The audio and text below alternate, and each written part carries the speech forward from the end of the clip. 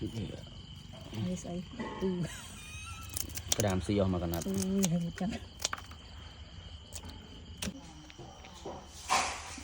Let's go here. Oh. Wait. Okay.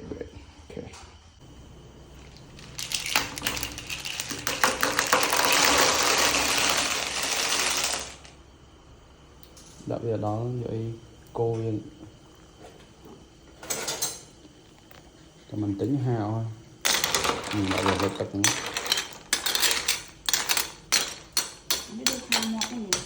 Về thầu ta cọ với cho ăn mà đâu.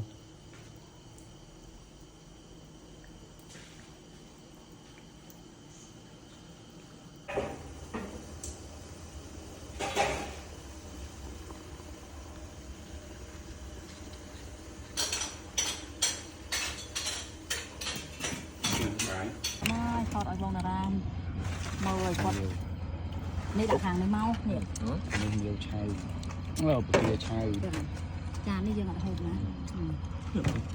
Ăn lên nó. ban tục là pin nữa nấu